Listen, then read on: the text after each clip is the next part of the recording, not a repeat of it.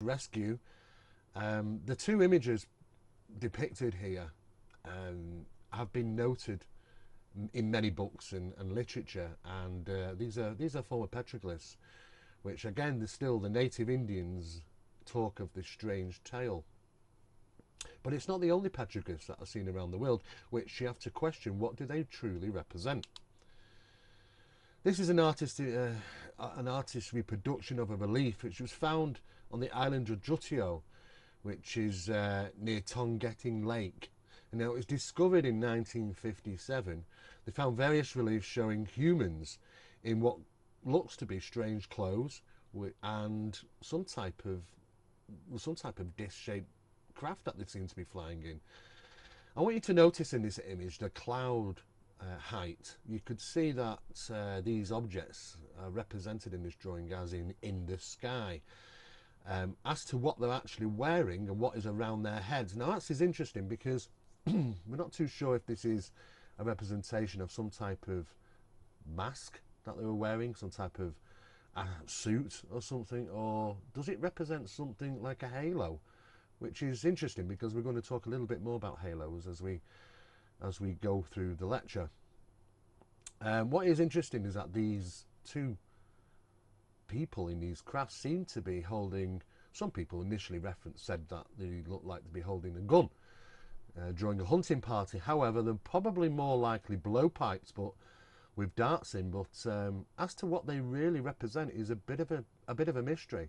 And of course, what is interesting is that these two men seem to be in some type of flying discs, which are represented in the sky. These two cave paintings from Tasmania, you can see on the top here. The two cave paintings were, I think they're estimated around about 29,000 years old. One depicts several dish-shaped objects, which you can see. The other shows four alleged entities. This is the one at the bottom, surrounding what looks to be like a person or humanoid. And notice that all the entities are looking down from inside, sort of some type of box. You can see just to the right hand side, there's some type of entity in a box of some sort. Whatever that represents is another bit of a mystery. People have suggested that these are some type of alien beings. However, could it be just that our ancestors were just really poor drawers? There's a possibility. The image to the bottom right is from France, and it's in a cave called Pechmele, and it's dated around about 15,000 BC. The scene depicts a landscape with a number of saucer-shaped objects. As to, again, what those objects represent is a bit of an unknown. Are they representing UFOs that were seen in the sky by ancient man, or is it simply a misidentification, that they were drawing something else and we just really don't know what they're actually trying to tell us? It's a possibility. But as we move on, we can see further petroglyphs here. These two examples of rock art are from Peru, around about 12 to 14,000 years old.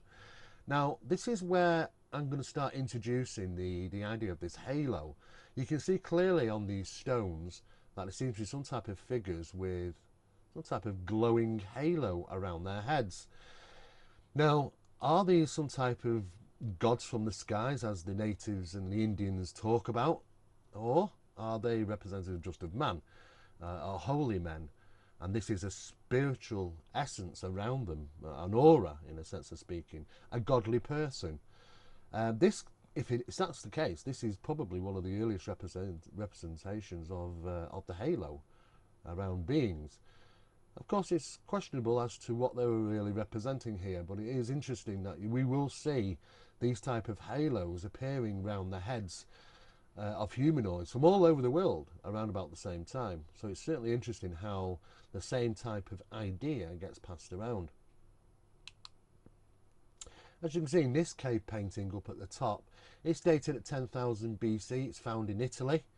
It appears to depict again two beings, a little bit better illustrated here, but once again, are they wearing some type of astronaut suit or something over their heads? Or is it a representation of halo again? Interestingly, down at the bottom here, you can see two images. The first one looks something like it's come straight out of a 1950s sci-fi film. They're around about 6000 BC, and they're from the Sahara Desert in North Africa. They don't really look human, and of course on one of them does seem to have some type of disc. Is that something that's represented to being seen in the sky?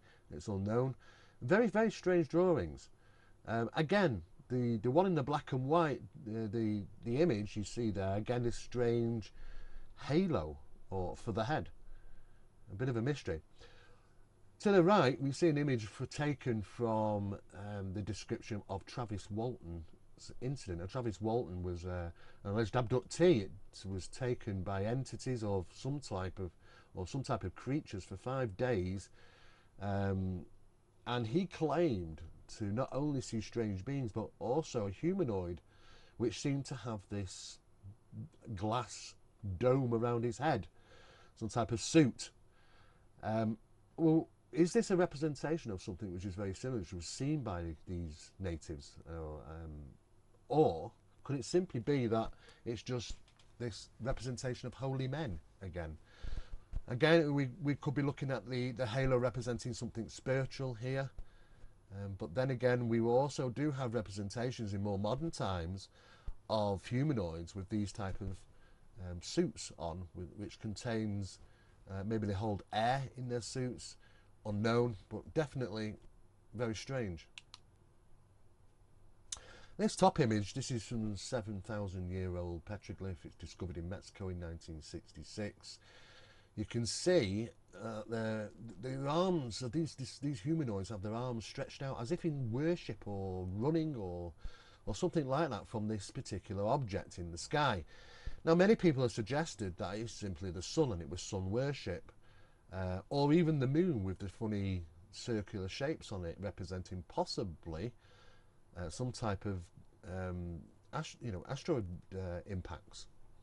However, the story has it is that this is an object that was seen during the night, and it lit up the sky like the sun, and everywhere was bright. And of course, this was seen on a regular basis for quite some time, and the natives would worship this strange craft which appeared in the sky for quite some time. This is what's said is supposed to be depicted in this particular petroglyph. However, it's a little bit unknown. The petroglyph to the bottom was found in Utah, and it's estimated around about 5,500 BC. It was interesting because these particular humanoids seem to have antennae, large heads, large eyes, unusual figures. As to what they really represent remains a mystery. Now, just discussing regarding the top left image of this strange light in the sky that was apparently being worshipped. Similar things have been seen in more modern times. The picture down to the right hand side is taken from Pigeon Lake, Alberta in Canada on July the 3rd in 1967. It was taken by Douglas Dennis. Now, the object was clearly apparently seen in the night sky and lit up like the sun. This is a particular photograph of that particular, well, this is the object was photographed, as you can see here. And of course, it was mistakenly, it could have easily been mistakenly as the sun. It was that bright, apparently lit up the whole surrounding area. Could be a similar thing that's been depicted here in the petroglyph. Now, the Wigina, these images are referred to as the Wigina. They're discovered in Western Australia, first discovered around about 1837, 1838, 39, and there are a series of cave paintings. Now, the Wigina are apparently some type of spiritual beings. The Aborigines refer to them as, as godly spiritual beings. And again, what is really interesting is that they seem to have this glowing aura around their heads, or the representation of the halo. So if it is, all these cultures are referring to the halo, then Christianity was not the first to depict the halo being associated to spiritual or godly. This has been going on for a long, long time. As to what these beings are, they look very unusual with their eyes. The ones below, the images below show these eyes to be large and dark with these halos around their heads. And again, very, very mysterious. Possibly 5,000-year old, some of these paintings are. And the actual Aborigines believe that these are some type of spirits from the sky, or gods even. You can see some of the larger images here of the Regina, estimated around about 5,000 years old. Again, very large, dark eyes, big pale faces, very similar to your stereotypical grey alien, which is often reported throughout the 20th and 21st century. But we can go back even further in some cases. In Ezekiel's wheel, Ezekiel was taken from the story from 593 BC of a UFO that seemed to descend from the sky. It was depicted as a wheel within a wheel. Most of us may know the story of Ezekiel. Obviously, you can look it up in the Bible. And there's one particular passage that reads, "This was the appearance and structure of wheels. They sparkled like chrysolite, and all four looked alike." So there were four of these wheels. Each appeared to be made like a wheel, intersecting a wheel. So it's like a wheel within a wheel. What was he trying to describe here? There are several different depictions, visual depictions, that show variations of what they were trying to depict. But if you want to find out a little bit more about it, look up Ezekiel 1, that's 1:16, 1:16 in the Bible, and of course it'll give you that description. There are numerous different theories surrounding what he was trying to interpret, what he saw from the sky. Was it a godly, a spiritual encounter, or was it something else? Even Alexander the Great. Now, this is probably one of the most fascinating stories that you'll probably read from ancient times. Now, according to documentation, Alexander the Great had an encounter with not just one UFO, but a number of them. The story is in 329 BC, as Alexander and his army were crossing a river, some silver shields encircled with fire began diving at his men, and of course scaring the war elephants. The war party had to wait until morning arrived before they could actually cross safely without interference. In other words, they were being stopped from pursuing this raid on this city by these objects, and they had to wait till morning to carry out that raid. Also, there was another incident. During the siege of a fortress, apparently flying shields, and this is what they were referenced as, shot a lightning flash or some type of lightning bolt at this 50-foot wall, which they were trying to obviously take this fortress, and of course it was surrounded by 50-foot walls. Now, what is interesting is that this depict this flash or bolt coming from these objects, which hit the wall, and the wall seemed to just crumble. And of course, what happened then is that these objects hung around for the duration of the evening until the actual fortress was completely stormed. So once this wall come down, Alexander charged, and of course there was a great battle, and they completely stormed the fortress. And at that point, once they were victorious, these objects seemed to disappear. They moved off. It's a very quite drawn out depiction, which is noted in these ancient writings, and of course you can look into that further. It's also from Alexander the Great, and in 329 BC, and of course probably one of the first references to flying shields. This beautiful illustration is a piece of medieval art, and it's done by Jean Waquelin. Now, it shows Alexander the Great after he came back to his home country, and he apparently been shown in some type of aerial voyage, or is referred to as a cage flown by griffins. What is interesting is that you've got all these soldiers around, and they're all looking up, and they're all pointing and in conversation. So what is it about Alexander the Great? Was there anything unusual about him in particular? Or basically, is this just completely misinterpreted? What was he actually flying in? It's a form of history from Alexander the Great, and it was taken from 1438.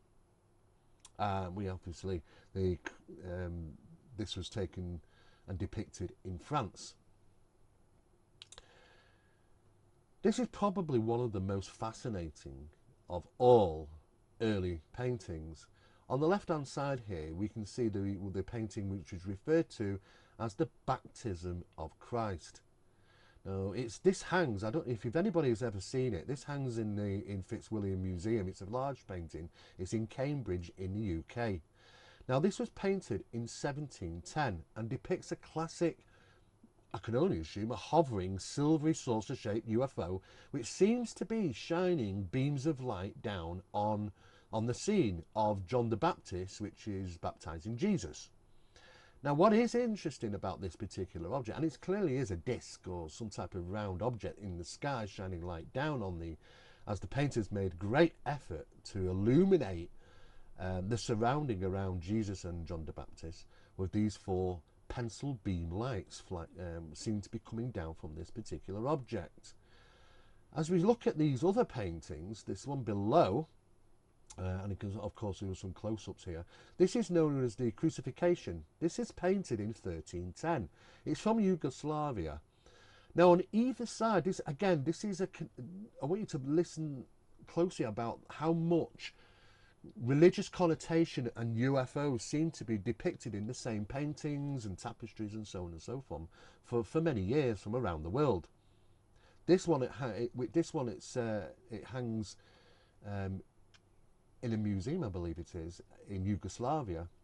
On either side of Christ on the cross, you can see either side a pair of like Jetson light sky cars, some type of strange crafts in the sky. Now what's also interesting is that there's two of them which seem to show a person inside.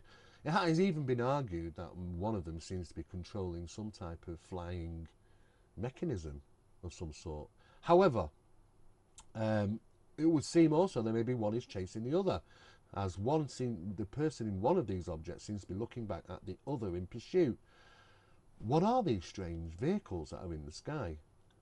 Again, strange depictions, or is there really something more to it? Now, just remembering about this Baptism of Christ, the Fitzwilliam Museum painting, we're going to come back to this very shortly. Again, you can see in this particular fresco, which is known as the Last Judgment, this strange object, again in the sky, very similar to this last one at the bottom, which is known as the Crucifixion. And as you can see, this was discovered in the Vysovsky Dekanski fresco. It's in Kosovo. Again, seems to depict some type of flying machine, which of course they say it has an angel inside. Of course it looks like they do have wings. So what were they seeing then? It weren't satellites back in them days because we didn't have the technology to have them in orbit. So were they seeing something moving in the sky and thought it was something angelic, and this is how it was represented? It's a real mystery. But again, there are hundreds of these representations, and what do they mean? Well, that's just a big question mark. Now, just going back down to the bottom left here, that Crucifixion painting. Now, it's not the first time that UFOs or strange objects in the sky have been referred to as firing pencil beams lights down to the ground. This top left image is an illustration taken from the Rendlesham Forest incident that took place in 1980. Again, pencil-thin beams of light were seen apparently firing down to the ground from overhead UFOs, and this is actually depicted in the official documentation by Commander Charles Holt, Deputy Commander Charles Holt, from the United States Air Force Base, and him and his surrounding military security men watched these pencil beam lights fire right down to the ground, one right in front of them, in fact. And they described it very interestingly is that it wasn't like a torchlight which gets the light source gets larger on the distance. It remained the same size, so as if some type of laser or something similar. Again, if you look down at the bottom left, very, very similar. Pencil beams lights firing down to the ground. And in fact, the middle picture down at the bottom is an actual photograph of a UFO. And apparently, firing this pencil beam light down to the ground. There was also another incident. To the bottom right, there was an incident that took place on August the 15th in 1663. And this is from a painting painted in 1710. And it depicts a great fiery disc that came down from the sky and began to shoot pencil beams of light into the Robozero Lake, which is near St. Petersburg. This was apparently well documented at the time, and this was a painting that was done in 1710, depicting that incident. So it's not the first time we've heard about these objects in the sky firing pencil beams lights down to the ground. Is that what is being shown on this far image to the left, the one we saw earlier, the crucifixion? The baptism of Jesus by John the Baptist, and of course these 4 pencil beam lights coming down from an object illuminating the scene. Did something really like that happen, or is this just some type of religious connotation tied into UFOs? It's a big mystery. Probably one of the most famous of all paintings is the Madonna. And of course, what is interesting about this is painted in the 15th century. And you can see this is probably one of the early representations of the halo. You can see the bottom left here. You can see the halo around Mary's head. And what is interesting is not that, is what is in the sky behind her. Now, again, the artist here has made a real strong point here of putting something in the sky. Now, not only does he seem to have drawn some type of cylindrical craft in the sky, but he's lets the viewers know that this thing is illuminated because he's gone to great effort by putting illumination around it, suggesting that this thing was lit up as well. Apart from that, in the background, there's a shepherd. And as we can see, he's got his hands over his eye, shielding the sun from his eyes as he looks up at this particular object. And apart from that, even his own dog there next to him is looking up at this object with its mouth agape, as if barking at it. Now, the artist here couldn't have made it more plainly obvious if he hadn't stamped UFO on this painting himself. That he clearly wanted to make sure people knew that there was something about this object in the sky being seen in association, again, religious connotation with Mary. And this isn't the first time that we will see these connections between religion and these strange things seen in the sky. Did early man think that these objects in the sky were godly angels? Very possible, and showed them in connection to religious artwork. To the right here, we can see a photograph that was actually taken over Oklahoma in 1974, and as you can see, a very, very similar object, disc-shaped with illumination. Has really UFOs changed that much over the years? Probably not. What is interesting is that it would seem the UFO phenomena doesn't seem to advance the methods of the craft that they have, like us humans do. If we go back 50 years and look at just as something like aircraft or automobiles, we'll know that that we've significantly got better in technology. They look different, the vehicles of today, than they did 50 years ago. However, it would seem UFOs have always been UFOs, and they don't seem to have changed much. Is that because A, they've reached perfection, don't need to change them anymore or make alterations, or simply that they don't think like humans, and that they don't feel the need to be able to have to change their technology? Who knows? But it does seem to be a close representations between modern day photography of UFOs and these early representations seen in artwork from hundreds of years ago in some cases. This is another famous painting. This is known as the Annunciation. It was painted in 1486 and it's on display at the National Gallery in London. I have actually seen this particular painting in real life, and it's a fascinating painting because there's lots of people claim that there's hidden information within this painting, a bit like the Da Vinci Code in a sense of speaking. But for me, it's about not the winged angel which seems to be appearing in the alleyway talking to some type of religious man, but the object up in the sky. Now again, this particular object is shining a pencil beam light, like a laser, right down, and where is it landing? It's landing on Mary's head. Now we can see again, Mary seems to have a halo. And within that pencil beam of light is something like a white dove, and again representing something spiritual maybe in nature. Hence the white dove comes from the story of Noah and Noah's Ark and represents peace. And this particular object, it's in the sky with, which seems to be emitting light around it, firing its pencil beam light down again, hitting Mary on the head. Very interesting. Much activity is going on in this painting. Like I said, it's filled with cryptic symbolism apparently. It's a fascinating picture with lots of information in it, but again, pencil beam light and hitting on the forehead or on top of the head, which is interesting because obviously in many cultures they believe the third eye, the spiritual being is all associated to the forehead or the top of the head. Again, seen in another painting from 1486.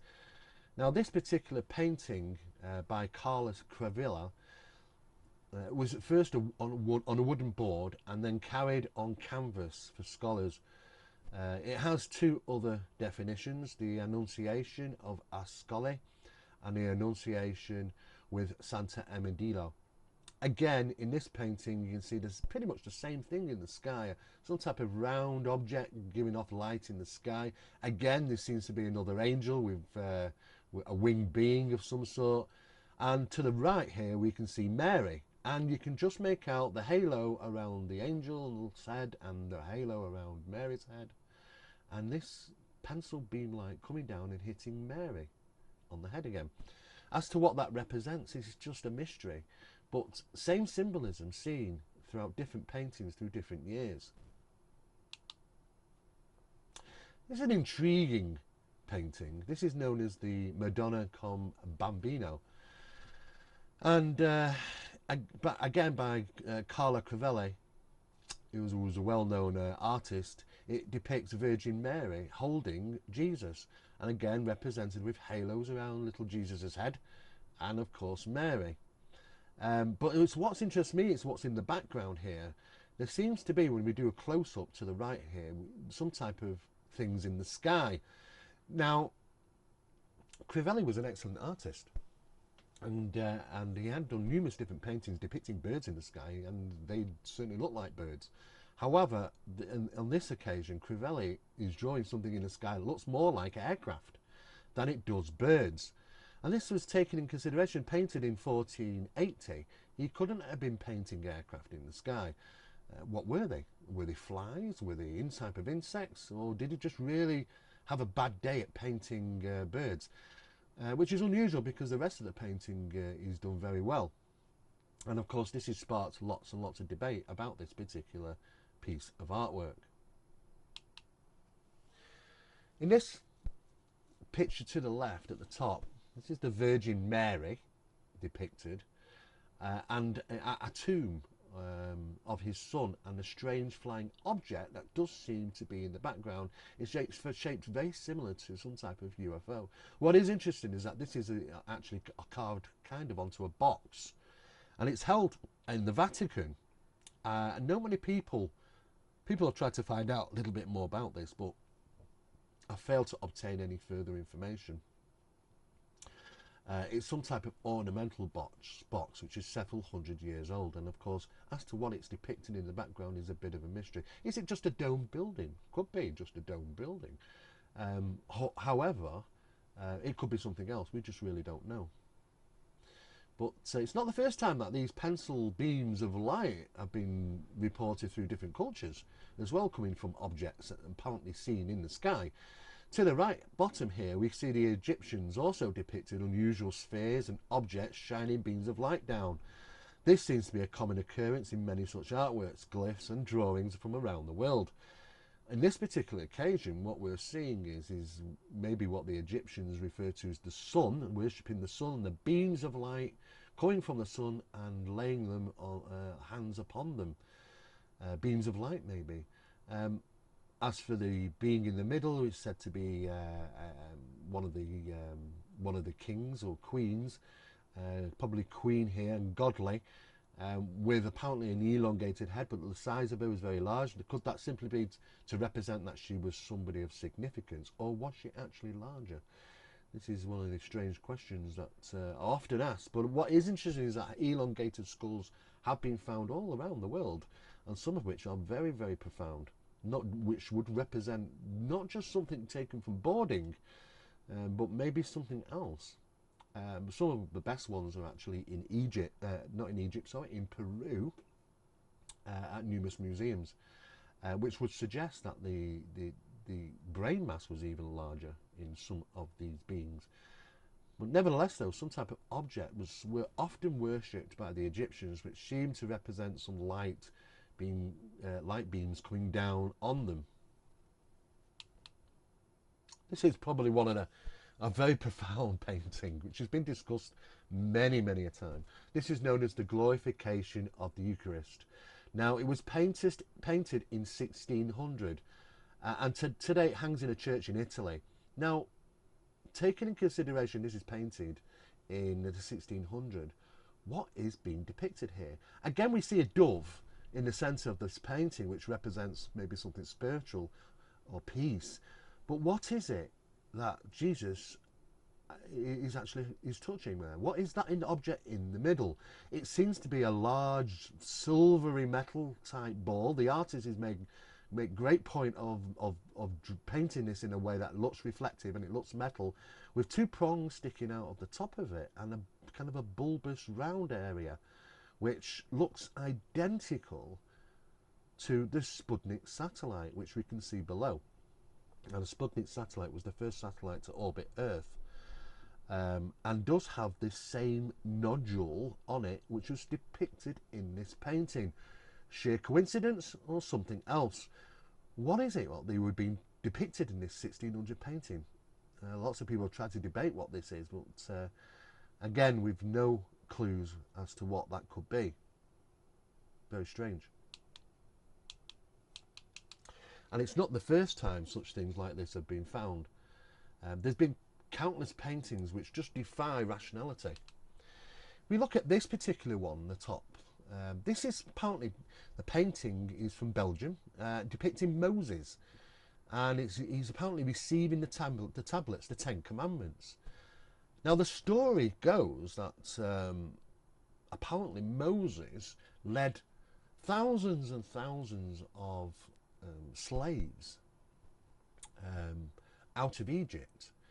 And the story is that he was told to do so by godly encounters or images or visions or even spoken word.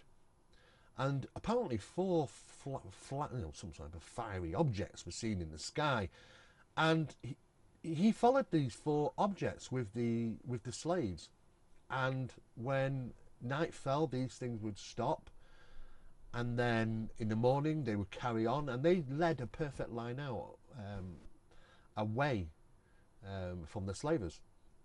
And what is interesting also is that also references in old information about Moses worried about many of these slaves. There were thousands upon thousands of them, and many of them were starving to death.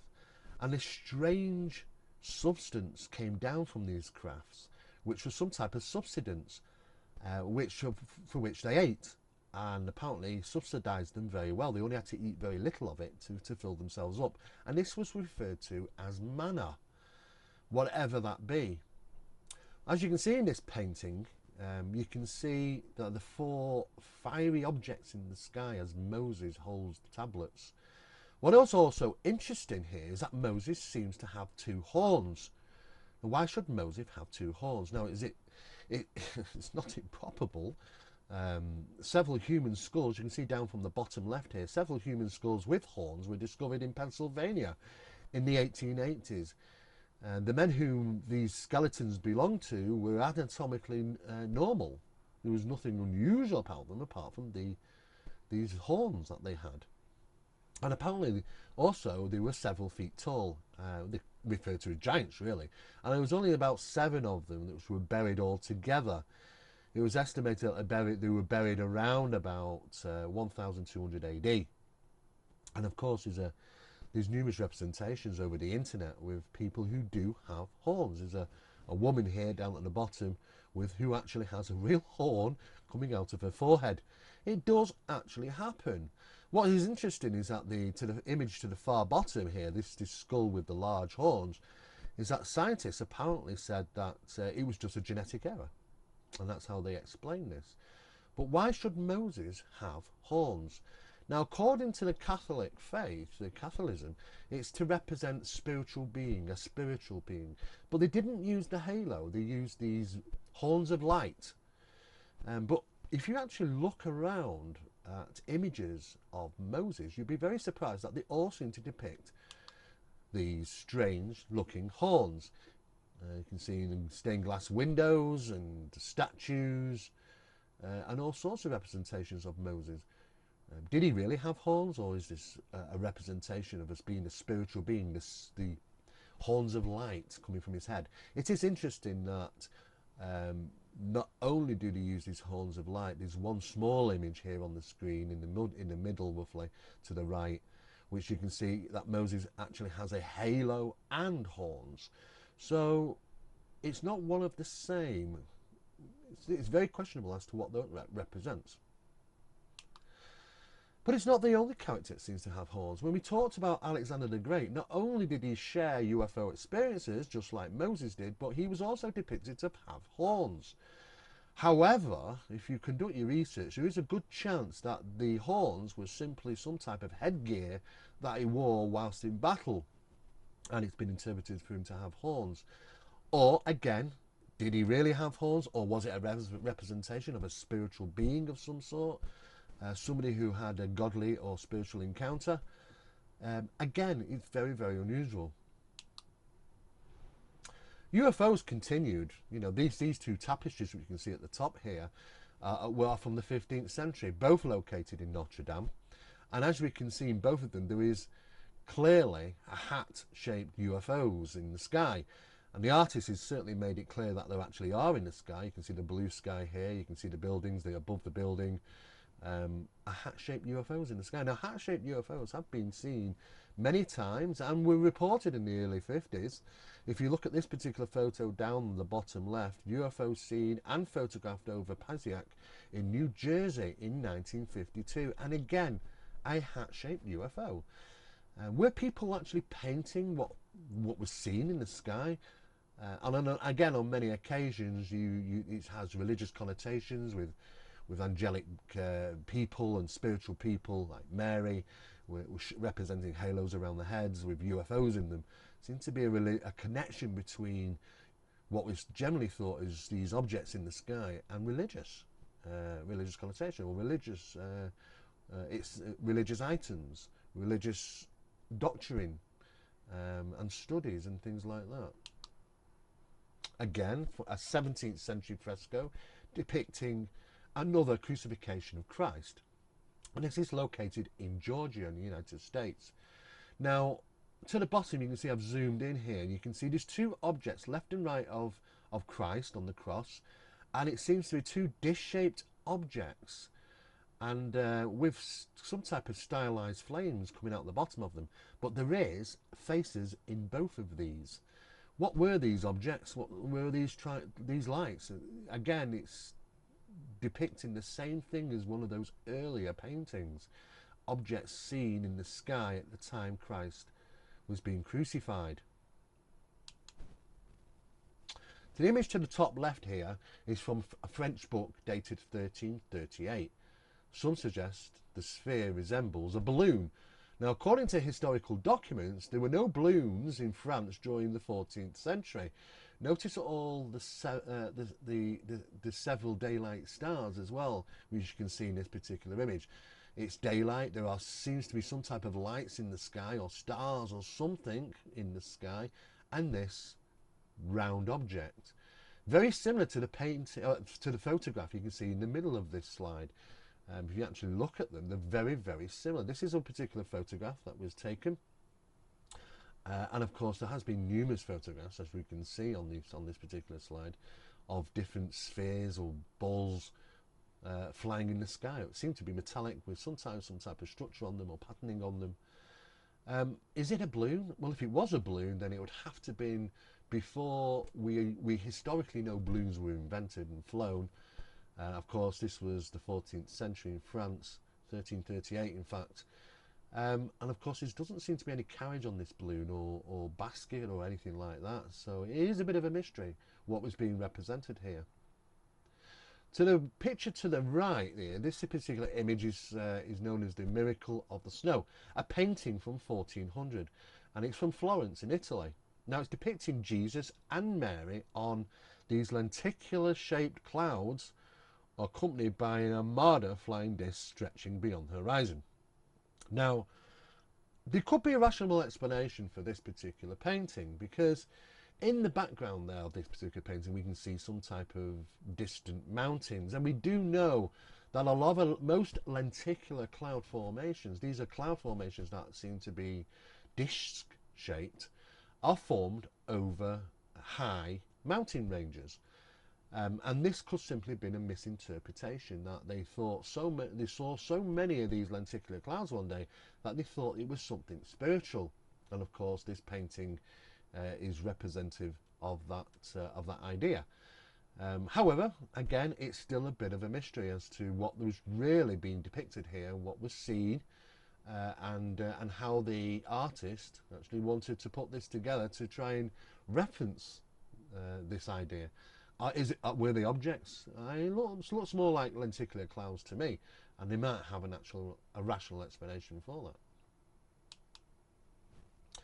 Now, in the diary of Christopher Columbus, you can actually read, this is from 1492 to 1493, you can read a very unusual incident. Now, whilst patrolling the deck of the Santa Maria at about 10 p.m. on October the 11th, 1492, Columbus thought he saw, quote, a light glimmering at a great distance. After a short time, apparently it vanished, only to reappear several times during the night. The note, each time dancing up and down, quote, in sudden and passing gleams. Strange lights were seen flashing deep under the water as well, apparently. Then a large, disc-shaped object rose out of the water and sped off into the night sky. A few hours shortly later, Columbus was said to have discovered the New World. This is actually wrote up as his own notations from his journey to America, and you can read about this in the diary of Christopher Columbus, the first voyage to America, dated 1492 to 1493. Other incidents which defy a good rational explanation. This particular image on the top left is an illustration from Nuremberg, and it apparently depicts UFO sightings that depicted on April the 14th, 1561. Strange objects were seen apparently in the sky. Some dish shapes, some tube shapes, and balls of lights, and dark coloured ones, and all sorts of things. And this was apparently seen by hundreds of people and very well documented. Very, very similar to an incident, as we can see figure 2 below, that took place in Switzerland in 1566. Very similar, and it was 1561 the top one and 1566 the bottom one. And again, the picture that illustrates many flaming and large black balls in the sky that were reported to have appeared in over Basel. What is interesting is that there has been reports of glowing balls of light during the days of the Second World War, known as Foo Fighters. And sometimes, on occasion, this light would suddenly go off like a light bulb and reveal just a black round ball, which are obviously highly maneuverable, as if being controlled intelligently. And these would follow aircraft, military aircraft, on many occasions during Second World War skirmishes and particular projects and schedules of bombing raids. What is interesting is lots of these were actually caught on gun cameras, of these aircraft, and you could see them as balls of light or sometimes dark balls, objects which seem to have the light source switched off. Nevertheless, though, the same sort of thing was depicted in Switzerland in 1566. Interestingly, the top right picture, which is it's actually very well documented, actually, and there's a good write-up and an illustration here. It was constructed in 1479 in regarding a sighting over Arabia, and it was published in like some type of like a local newspaper, published in 1557. And of course, again, this has apparently took place during the day. A very large cigar-shaped object was seen emerging out of clouds, accompanied by two bright lights during the day. So these weren't stars. And of course, there was some write-up as to what that represented. It was a bit of a mystery. And of course, that was documented and published in 1577 in Arabia. This particular illustration shows the sighting of two UFOs over Hamburg in Germany on November the 4th in 1697. Now, the objects were described as being, quote, two glowing wheels. Now, if we go back to Ezekiel talked about wheels within wheels. But just wondering if this is some type of similar representation. Now, note, if the round objects are on the far right is the moon, if it's being depicted as the moon, then the UFOs were either very low or very large. Notice many people pointing up and maybe talking to each other and wondering what these objects were. Again, it's an extremely good visual representation, illustration, which was conducted and produced in 1697. These fascinate me, these particular objects in these skies, because they just look something straight out of a sci-fi film. These images are from the 12th century manuscript, and it depicts the Saxon siege of Vicksburg Castle, which was in France in the year 1776.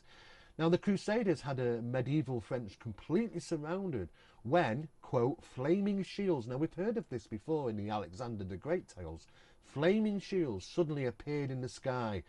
The manuscript reports these as being some type of being over some type of church. Assuming that the French were being protected, the Saxons fled in fear of these particular UFOs.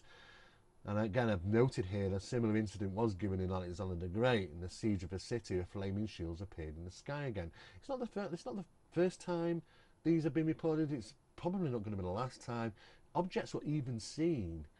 Not during through all wars really, but apart from the Second World War and the Foo Fighters, but even as right up to the Gulf War in 1991, where apparently one of the, I think it was CNN news channel, reported some strange objects that seemed to be hanging around in the sky, as if monitoring the launch of Scud missiles and retaliation. And are these simply just observers? Are they do they watch? Are they fascinated by us warring with each other?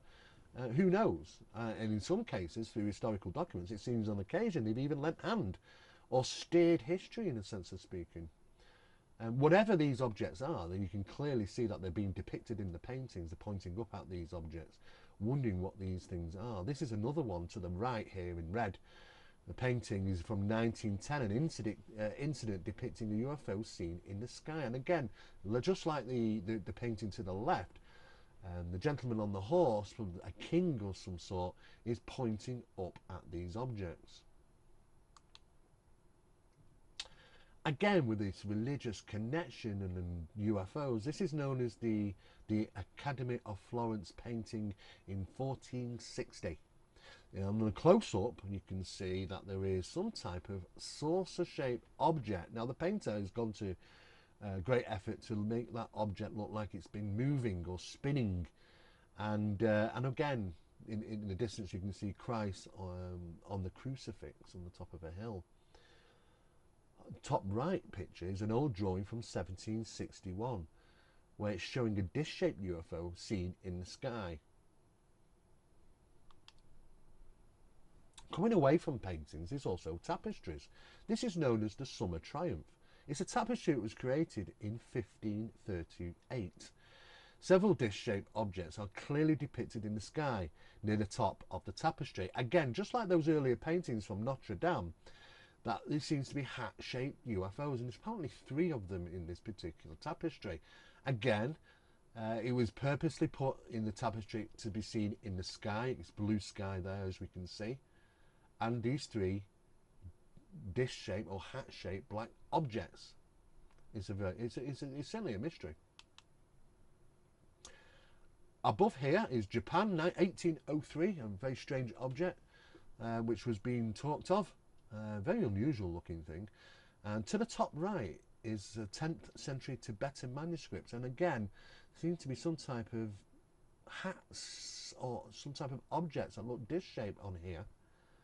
The most interesting is a coin to the bottom left from 1618 India, and it's supposed to be representative or celebration of this object that we're seeing coming down from the sky. And of course looks like it was during a battle siege or battle scene again, surprise surprise.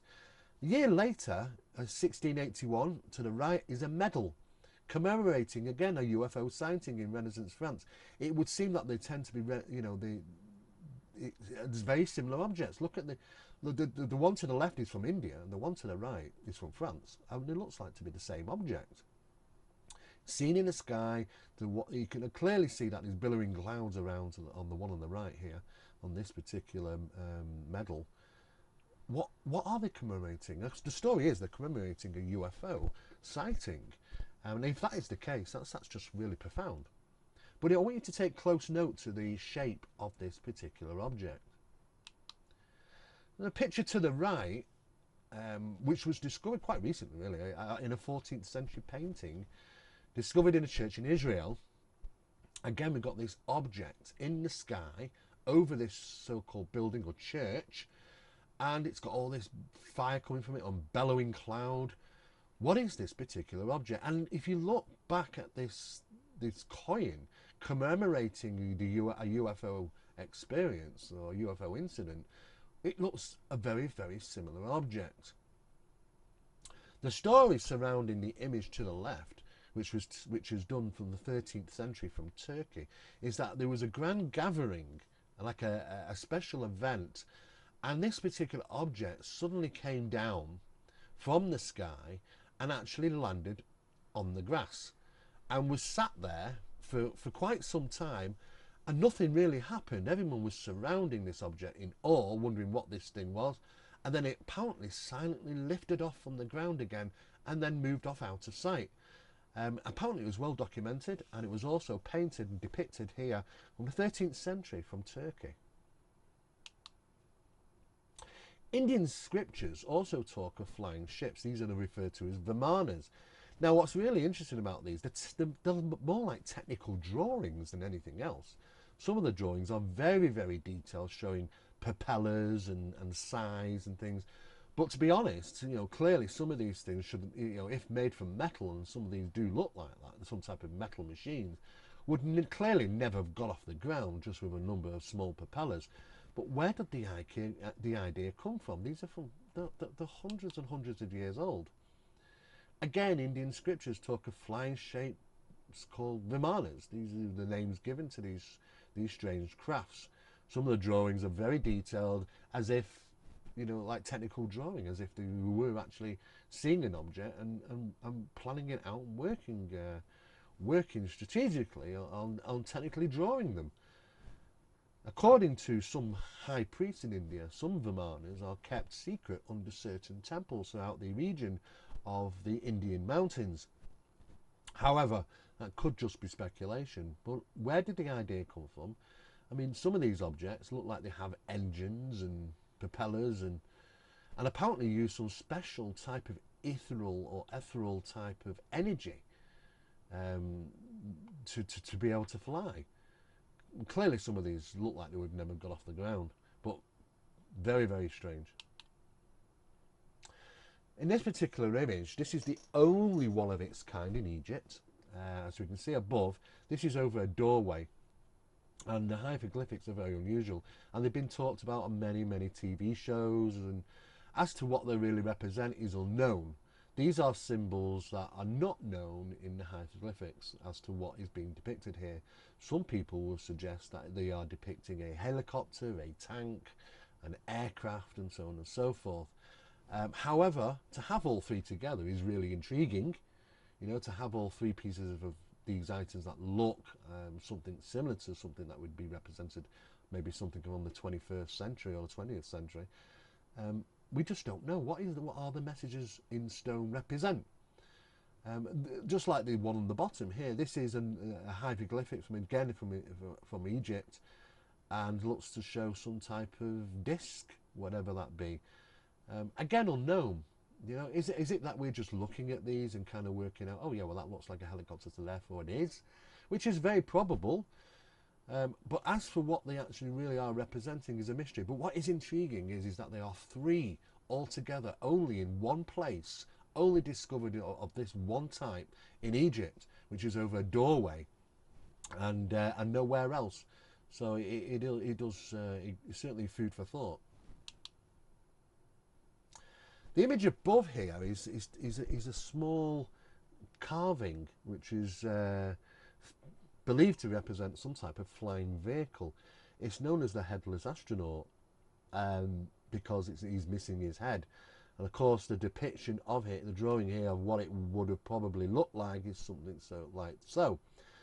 It does look like some type of engines on the back, you have to admit. But it's, again, this is probably what we would think. But nevertheless, though, it does look like a man in some type of suit or astronaut suit. It is very, very profound. And again, it's thousands of years old.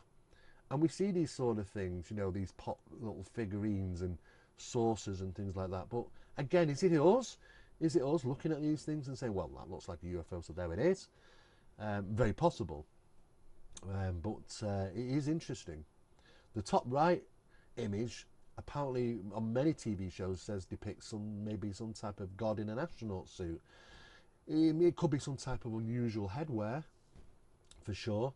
But it's certainly interesting. And again, to the right here is the stone tomb lid, and this Mayan king seems to be descending to the underworld, or ascending to the stars. Maybe, who knows? But some people have argued the point that it looks like he's sat in some type of rocket engine, and controlling levers and breathing apparatus. Others will say that it was just his transition, that some type of beast is swallowing him up and taking him to the underworld. It's all down to depiction at the end of the day. These are unusual carvings. The picture to the left here is done. These are carvings done by the Dogon Indians, and it's interesting to note that they have a very unusual posture, very unusual heads, elongated. Certainly don't look human. As to what they were trying to represent here, really don't know. And of course, other artifacts that have been found, which some people believe there might be early representations of ancient astronauts, as you can see up at the top here, and at the bottom, these figurines have been found, and of course are questionable as to what type of headgear were they thinking of, or why. I mean, it's certainly interesting, very interesting. These particular objects have been described to be jewellery, depicting birds and insects and flies and things like that. However, they have a remarkable likeness to aircraft, and their tails are also that of aircraft and not birds. Very rarely do you ever see a bird with an upright tail. I don't think there actually is any. But birds tend to have a flat tail, or fly, because they push themselves through the air by flapping their wings upside down. The upright tail is certainly something more attributed to aerodynamics. And of course, some of these look so much like aircraft, and they are thousands of years old. And of course, scientists at the time said, well, these things would have never flown anyway. And of course, that was proven wrong. A test flight was actually carried out. A particular design would fly. What they've done is these guys who make model aircraft manufactured one to scale of one of these decorative items, and it actually flew. It actually flew amazingly well. It was very, very aerodynamic. And of course, this is added even more fuel to the fire as to what was really being represented here. It's very unusual to see the wings on the bottom of of a fuselage, which would suggest aerodynamics, as well as an upright tail. Other things that have been found, this is in Egypt. Again, we're not too sure what's being depicted here. Some people say that it was a depiction of a locust, and of course, still the face is a little bit similar. Does seem to have more of a human type body. It's a bit of a mystery.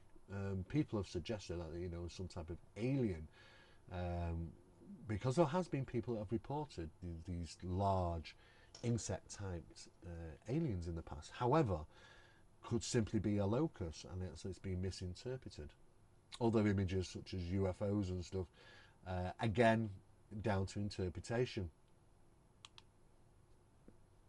The image above here is from 1465 in Japan, and depicts this incident of a large rectangular object seen in the sky with flames all around it. And this was very well documented in Japan in 1465 and was seen apparently during day by hundreds of people. And now the incident to the right, this is a manuscript taken from probably the first documented UFO report in the UK. A sighting of a strange craft that shot across the night sky over London in 1742. And this is the report that you can actually see. The wavy line represents how this object particularly moved, as it moved slowly across the sky, up and down in this wave form. And the witnesses drew this object with had this kind of fiery tail, and with a fire at the front of it travelling in that direction. And you can see right on the bottom there is what it would have looked like.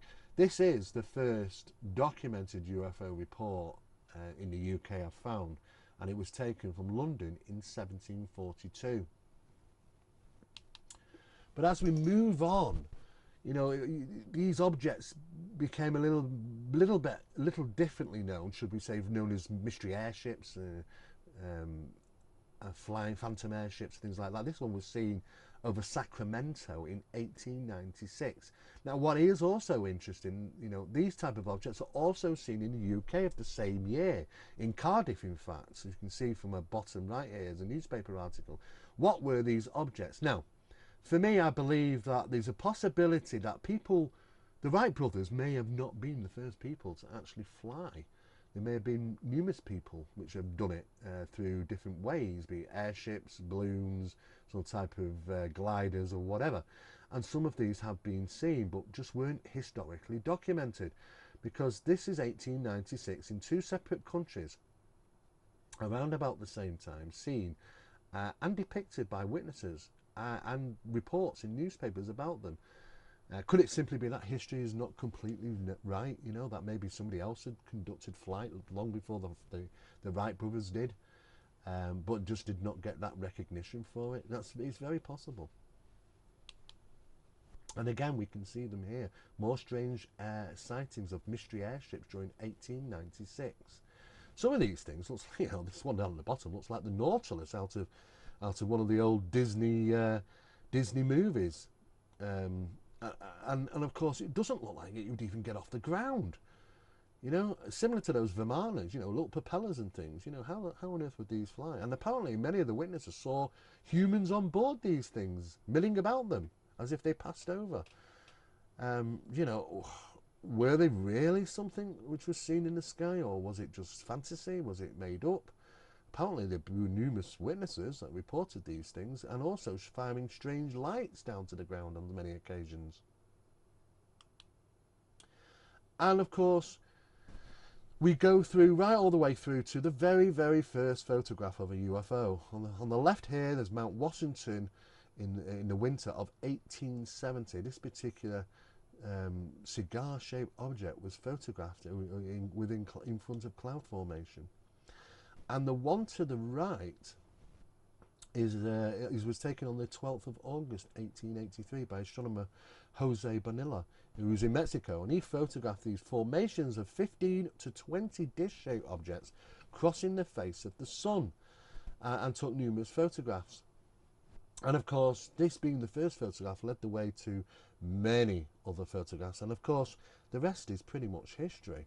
We know where we stand with photography, we know where we stand with digital photography, and even video footage, from the simple thing as mobile phones right through to cameras fitted on the space shuttle and other strange photographs obtained from around the world through numerous technologies.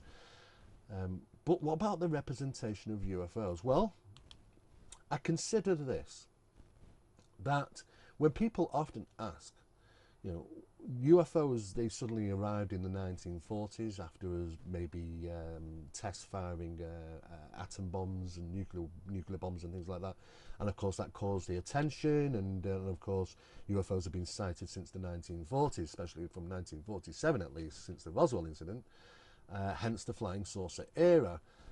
Maybe not so. Maybe UFOs have always been here.